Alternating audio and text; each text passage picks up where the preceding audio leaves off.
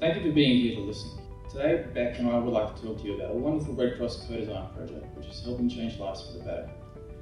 A project which has offered hope, dignity and purpose to consumers of mental health services in regional Australia by listening to the lived experience of those consumers and putting them in the driver's seat of developing solutions for them and others like them. It's a project which has made an impact on everyone involved: caregivers, friends, volunteers, Red Cross staff, and especially the consumers, which includes myself. I became involved in this project in April through my friend Carmen, who works for Australian Red Cross as a FAMS worker. Changes were coming to community-based mental health funding, and in response, Red Cross wants to develop support programs outside the NDIS for people who experience mental ill health and who are living in rural and regional communities. And because of my lived experience with anxiety, Carmen asked for my help on the project. Ladies and gentlemen, my name is Marcus DeGilio, and I'm so very glad that I said yes. And I'm not alone. Here is what just a few of the consumers and staff involved had to say about this co-design project.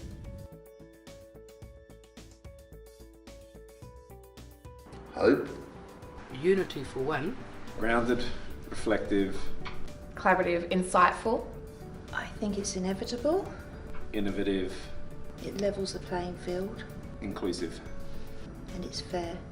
Passion and caring. Positivity and journey. Tough. It's not always been easy. It was humbling, it was sad, it was motivating and inspiring at the same time. But it's also special as well, I think. It was exciting and it was mentally stimulating and just a great thing to be part of.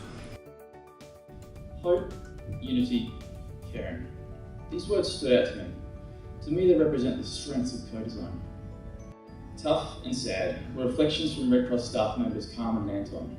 They're less of a negative assessment and more a reflection on the reality of the process. They acknowledge the courage and strength of the consumers who shared their stories, as well as the staff who were exposed to story after story after story of trauma and distress. The toll it takes on both parties is significant, yet that process was crucial for uncovering important insights into lived experience, the challenges of living with mental illness in rural communities, and more. Just how did Red Cross and Second Road gain that insight? They listened to the consumers, and not just listened, they really listened.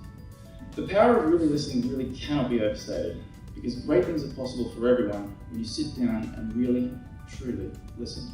Ultimately, every design phase is aimed towards the end goal, the supports that will be created to assist the consumers.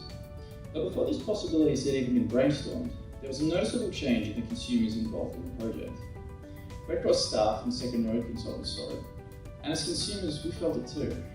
It was foreign, it was wonderful, it was hope. I think that co-design is bringing back hope and it's giving people an opportunity to have a say and to be heard. I saw people's shoulders lift and their heads lift just that they've been asked for their opinion. But even with mental health, having consumers involved, and they've recognised that now. And to make the place be a lot more user-friendly and turn us back into individuals. So yeah, thank you. In that listening, people start to have more hope.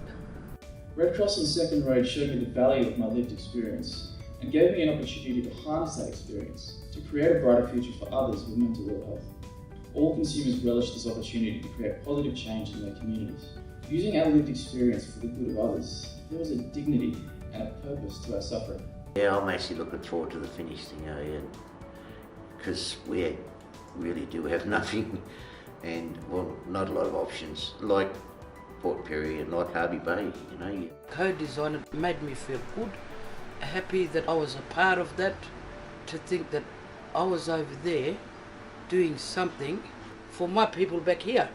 Having the opportunity to be able to fine-tune and be involved in the planning and delivering of a new program that is consumer-based has been an absolute honour for me. Before I wrap things up, we have one last video.